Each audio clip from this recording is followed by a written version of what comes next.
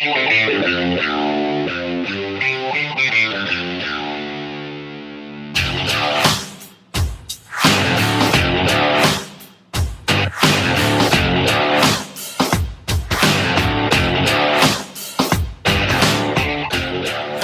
good afternoon, good evening, everyone. This is Vic's Basement Brewcast, or I should say Vic's Basement Zoomcast. We're coming to you from quarantine in beautiful Barnegat, New Jersey. Brought to you by South Jersey Beer Scene, southjerseybeerscene.com, Facebook, Instagram, Hopped Up Network, wherever fine podcasts are found. That's where you will find us. And we are very pleased to have our guest here today. First, I'm going to make one introduction. The guy next to me there, Mr. the legend, Rob Towey. How you doing, Victor? Rob from Jersey Beer Guys and a Girl. I'm next to you on the screen, but we're an hour apart. An hour apart, but our hearts are together, Rob. Of course. Of course. So it's been a long time since I did a show with Rob. Rob is filling in for Richard tonight. I was going to say takes the place, but no one could take the place of Richard. So we're here, and we're going to be talking to a couple of the guys from Dr. Brewlittle's in Maple Shade, New Jersey. Just a hop, skip, and a jump from Rob's place. Am I right, Rob? Exactly. 3-block walk, I think it is, huh? Yeah. Let's go rock and hit us. Yeah. Nice. Not bad. Well, I don't know. He's getting a little old. I don't know if he's got the arm. I got a scooter. I have an electric scooter. Yeah. Why don't you guys introduce yourself, Jack? So I'm Jack. I'm the director of operations over here and one of the main guys who started up Dr. Brewlittle's. All right. I'm Joe. I'm brewer here, and hopefully you like my beer today. We're good. Well, Rob's gonna give us a shot and tell us how much he likes the beer. Well, Directory of Operations. Yes, Rob. Why don't you show it to us? What are you drinking? I'm drinking the pills. What is it? Doctor's orders? Doc's orders. Yeah, it's named after Josh's cat. That was one of our my main things, I should say, is I told Chris if I was going to do this, I have to at least get one beer I can name after my cat. Well, there you go. Not my wife, which she wasn't super happy about, but Wow. and then Josh got one and Chris got one, so we all have our own animals up on the board. Oh, that's cool. That's nice. Now, who's the logo? The logo. Who's that on the logo? That's just that's a German short-haired pointer. So that was just something we had, created for us as a logo. No one's dog specifically, which I think is better because if anyone had their own animal on there, they would maybe have a little bit more pull than other people. Okay, cool. Now, Jack, what does the director of operations do? Should I say everything, or you can give us a little more detail on it? Yeah. Can we curse on this podcast? You sure can. Okay. Well, I kind of do all the shit other people don't do, I guess. Just, because jack of all trade, master of none kind of thing. I do a lot of our paperwork, our licensing applications. I did a lot of design work in here. I work with the contractors and everything. So I pretty much, our other main guy is Chris Towey, who owns a couple of animal hospitals out here, and he's super busy and a good friend of mine. Then we have the Bales brothers, who own a realty group. So it's my full-time job. So I take that to heart and do everything pretty much full-time. Everything that goes through here is pretty much done through me. Right. Now, as we always do on the show, we're going to start out with a little bit of news. And the news is, you may have heard on previous podcasts or previous Zoomcasts or Facebook Live production that John Kashu is doing with Tom Renzulli about Brewery Strong, which is a nonprofit, came from the mind of Rob Callahan from Tuckahoe Brewing, really a nonprofit created to support those in the brewery industry that are, having some financial other difficulties as a result of the COVID-19 and the lockdown and the quarantine, as well as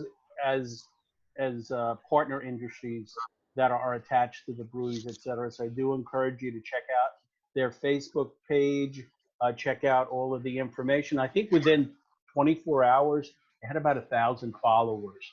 So really reached out. A lot of people, a lot of people really, respect and have empathy for what all of the folks are going through. So really, I would invite you to check out that particular page.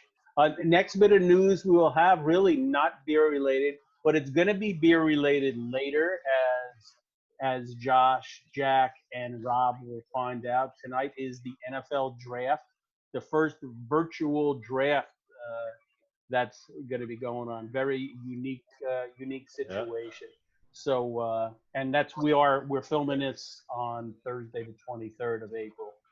So that's going to come into play a little bit later in the broadcast. So with that, let's get on with the show. Now, Rob just told me what he's drinking as his guest beer. That's one of them. What other beers do you have there from Dr. Brewlittle?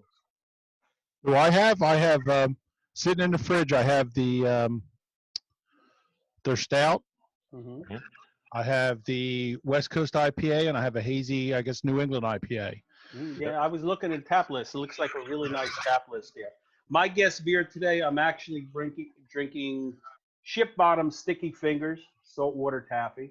Really good Is beer. what I'm bringing tonight. One of Rob Zarco's guys, and Rob commutes between Long Beach Island and in Pennsylvania, so maybe he'll be stopping in there on the way home or on the way to Ship Bottom one of these times. There you go. Once we're through all of this, really apocalypse that we're going through now. So why don't you tell us a little bit about Dr. Brewlittle's? How did it begin? What's your connection with it, et cetera, Jack? So Dr. Brewlittle's was an idea that was thought of about a year and a half ago or so. What we had was me and Chris used to work together at Mount Laurel Animal Hospital when I was still on the road to becoming a veterinarian, which I very smartly backed out of, and then went into IT, which was and then ran their IT department for a while, stayed friends with Chris, went our separate ways, we'd have beers and lunch together and hang out. And one day Chris came up to me and he's like, I want to open a brewery. And I was like, no, you don't. You really don't at all. Don't do that. Please don't do that.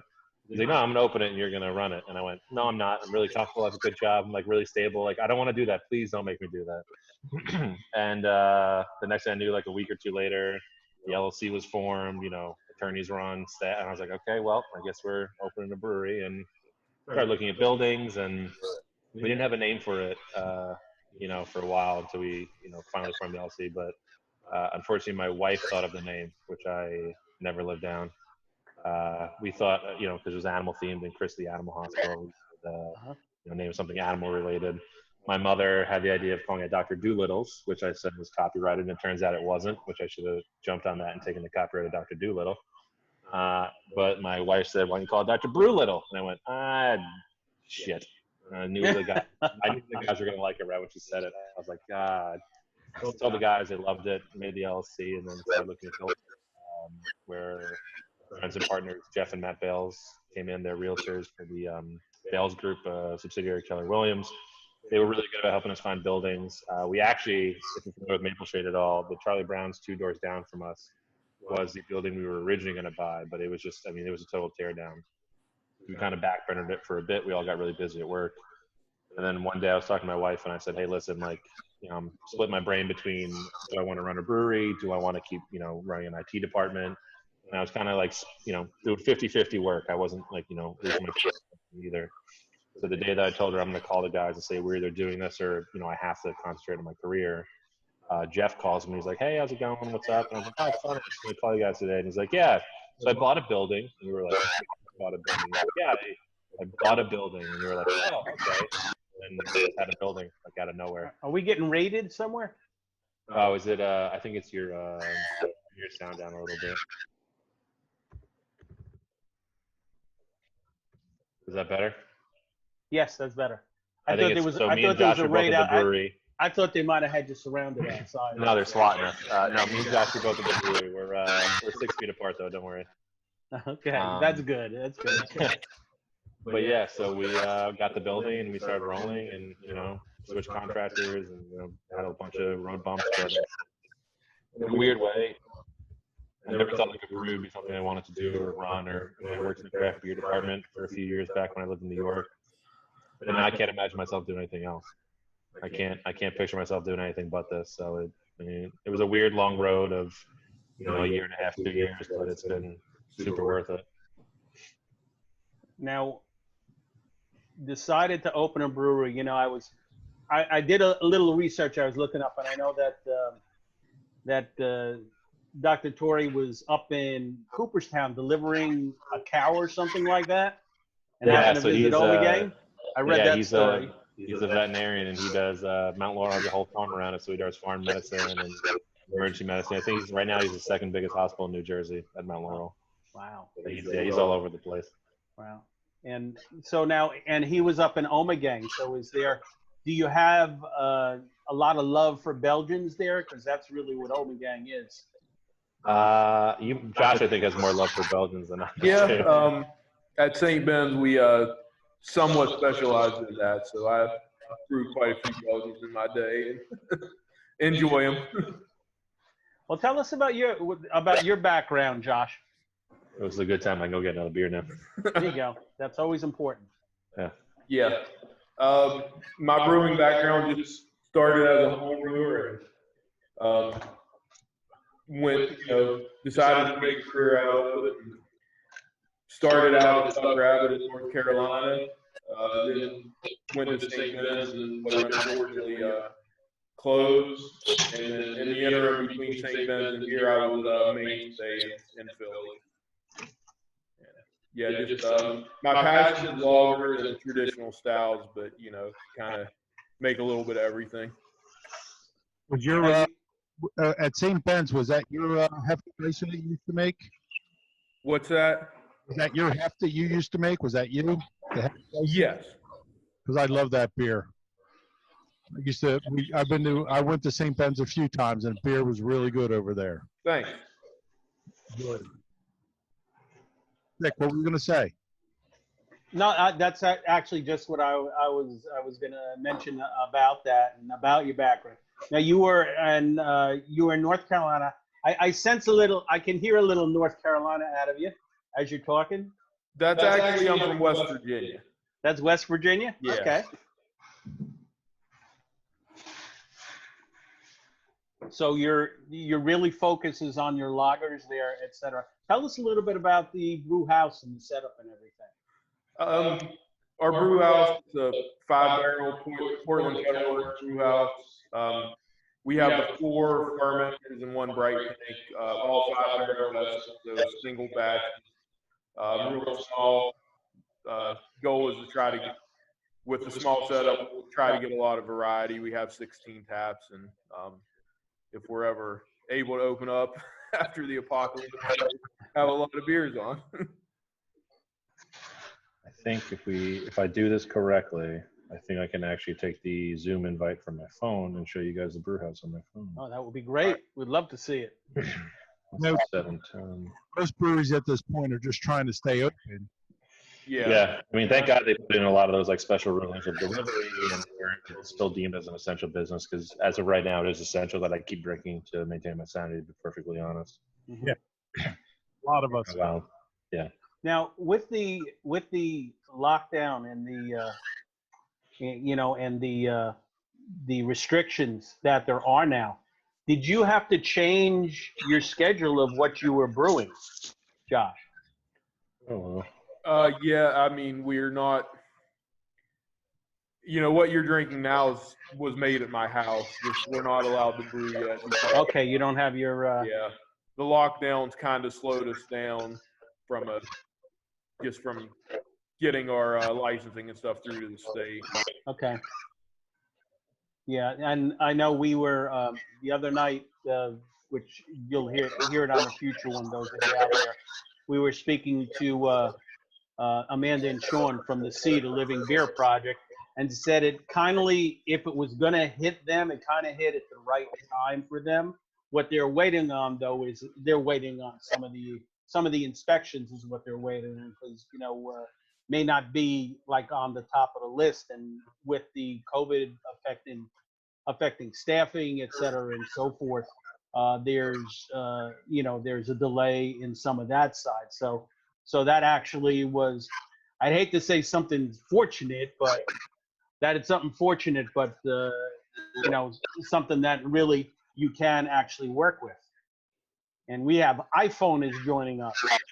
That would be great. How are you today, iPhone?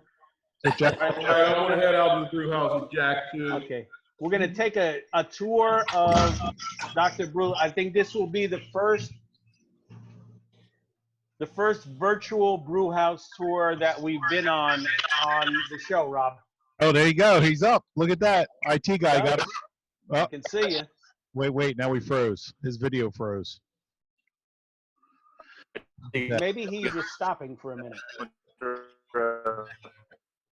I don't know. He's having a little bit of a problem. I'll tell you what, Vic, I was in that brew house before a lot of the stuff was done. Mm-hmm. Set up. Yeah. It's nice. Yeah. I don't think we're catching you, Jack.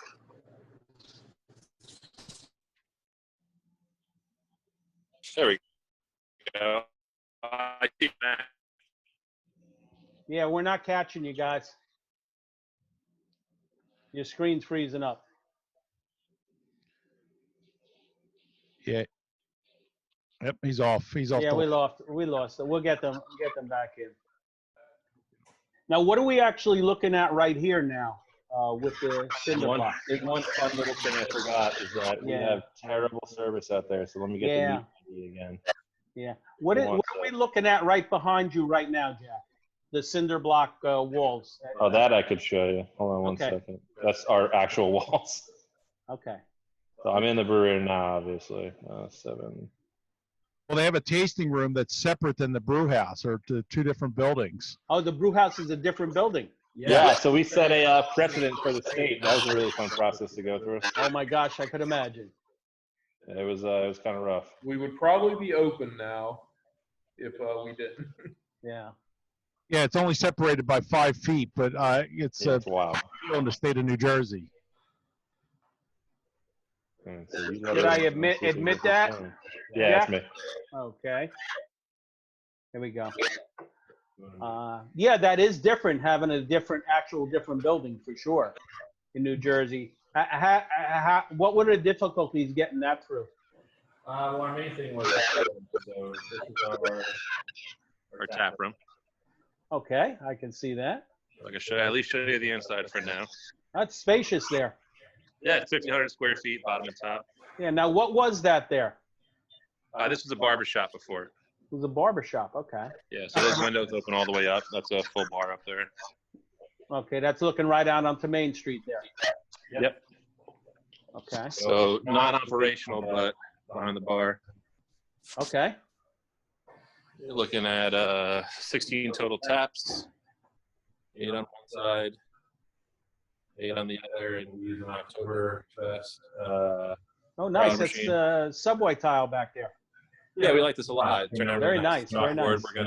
We have menu slats coming in to right on stuff. All of our glass goes underneath. Uh-huh.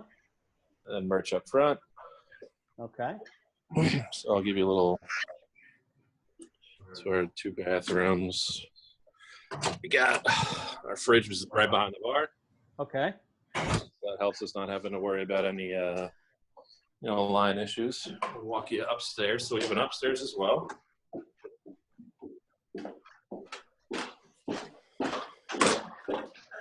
Here we crunch out these stairs.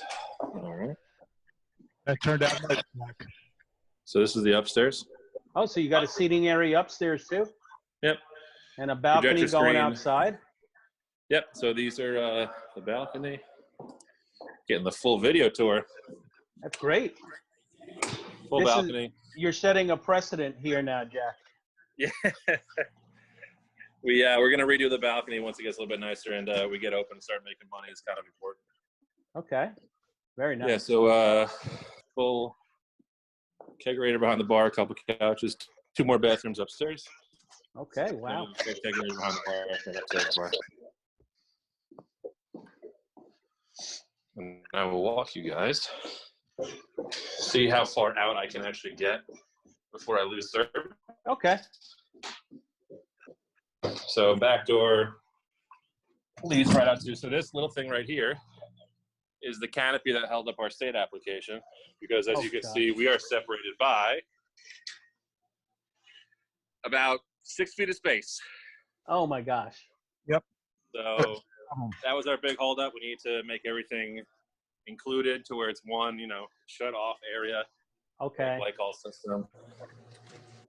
Okay, so you had to install a fence and a canopy, etc. Yep.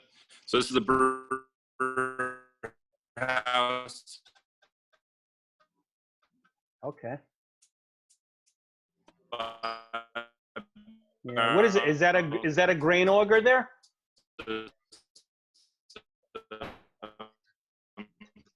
Portland Kettle Works. Our grain operates Okay. the auger.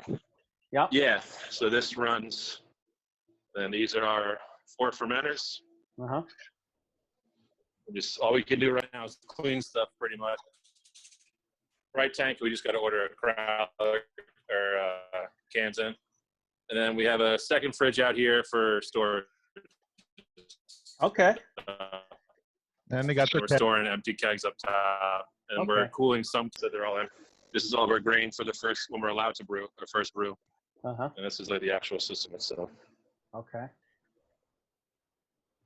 And so you'll fill the kegs here and bring the kegs over and be serving from the kegs, which are in the cooler. Yeah. Okay. So basically, I'll walk back through here. We'll have a keg tapped, and then they'll go right into the fridge, and then I'm right back behind the bar. Oh, awesome. That's great. Thank you for the tour. Nice. Excellent. Thank you for the tour, Jack. I appreciate it. Yeah, of course. Happy to still flex some of my IT skills. Oh, that's good. That's good. It's easier when you're an IT guy. A little bit, yeah. And you're not trying to fix it. See, Rob's got all of that equipment in front of him and everything, so. Yeah, I don't want to fix any of that. Well, I don't even know how to do it.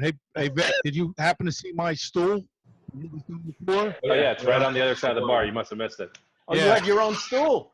Going to. Oh, His nice. name's on it and everything. Very nice. Very nice. I You know tried what you need to do, Josh? You need to put Rob to work helping you with a brew day sometime. Sounds good. Yeah, let him clean up the mash tun. He'll love that. All right. Yeah, the fun part. We're gonna make Amy do it so she learns what she's doing. There you go. There you go. Everyone's got to do it. That's the rule. Yep. Yeah, let Amy do it. Well, that's great. It's nice to have a place right down the block. Any brewery I go to, I have to drive to. Manufacturing's not that far, and Oyster Creek's not that far, but I still have to drive to it. So, now that's great. Excellent brew house. Hey, Jack, now you've been through this, and actually it's been a year and a half since you first started talking about it. Yeah, just about, I think, at this point, if not a little bit longer, honestly. That's actually, well, you're not open yet, so, but if you were to open now at this point, that would be not bad timing, honestly. I mean, we moved pretty quick. We had a couple hiccups, switches and things, but I mean, we got blessed with a very good brewer, and then we had a really good contractor, and things just kind of moved ahead at a really good pace from there. And I left my job in like October of last year and committed myself full time to this, which my wife was thrilled about. But so I've been doing this for full time for about 5-6 months now, almost. So it helps being able to devote, every single day to the brewery. It made things move a lot quicker. And I live in Mount Laurel, so I'm only about, a 10-minute drive from here, if that. So it's really easy for me to be on site if anything was wrong and, get in touch with, and I make myself available. I wake up at, 8, 9 a.m. and then I'm up until 3, 4 a.m. So now you actually do some of the brewing also, Jack. I help Josh. I'm more the lift the grain and with the hose and stuff, but Josh is definitely the brain behind the operation of brewing. I just run the front of the house and then help Josh out there. Okay, but you were a home brewer before you did this. So I did some minor home brewing, yeah. When Chris first approached me, he asked if I wanted to do this, full time, and I don't know. I made a decision that I'd rather run the place than run the brew house. I just felt more in my wheelhouse of, people like being around people and stuff like that. And I didn't have professional experience. And a big thing for me is I wanted this place to succeed, and I knew we needed a professional brewer So I made sure that we got a professional brewer Mhm. because, you know, I can run the inside. I'm good around people, but at the end of the day, like I need someone who knows that, you know, how to brew beer and gives me a really good beer to sell. And I honestly think Josh has done that, you know, tenfold so far. So I'm really excited about it. Great, great. Now, let me ask you this, Jack. If there's Yeah. any advice you would give someone who's opening a brewery, what would you do differently next time?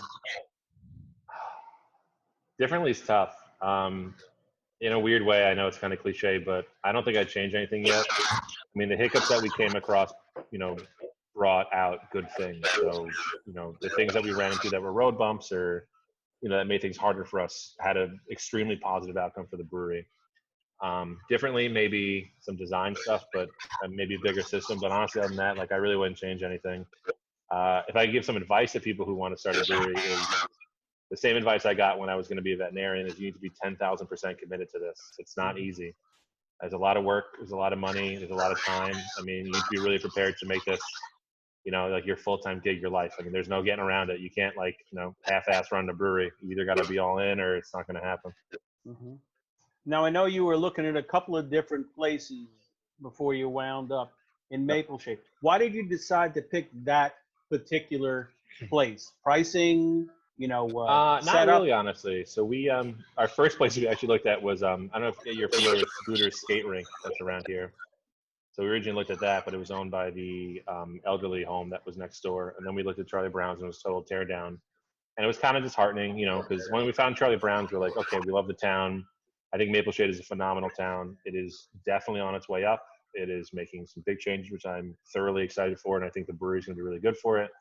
But the main reason we chose Charlie Brown's is because of the town. And we thought that, you know, we can build this anywhere, but we need a town that's going to come to it or it's just not going to do well. So when the Charlie Brown's thing fell through, it was a little disheartening. And then, like I said, Jeff found a building for us and he kept it in Maple Shade. And it was it's 2 doors down. The only thing that separates me and the old building we were going to get is a yoga studio. Mm-hmm. So he found this building, and I was very excited at the fact that we were still moving to Maple Shade because, I mean, their motto rings very true. It is a nice town with friendly people. I mean, they have been nothing but supportive. They're all super excited for us to get open. Every time I see somebody when they would stop in when we were doing construction, they'd point out and they go, "You see that greenhouse over there?" And I go, "Yeah, yeah." They go, "That's my house." And I go, "Oh, okay." Everyone was excited for a brew within walking distance. I mean, the township's been great. The people have been great. It's just, I don't know. The town just really like connected with us. And like I said, I mean, Main Street's already really nice, and I think it's only going to get nicer. And I think the brewery's going to help that, and other businesses are going to come in. So we're kind of stoked to be in this town. Honestly, we think a lot of good things are going to happen. You know, I do know. Like I said, it's a while away. It's a little bit away from me, but I know they do have a lot of great community events in that town. Mm-hmm. Now, Robin, Yeah, there's lot. something every fall there. Hopefully, it happens this year. Which one was that? Sidewalk sale?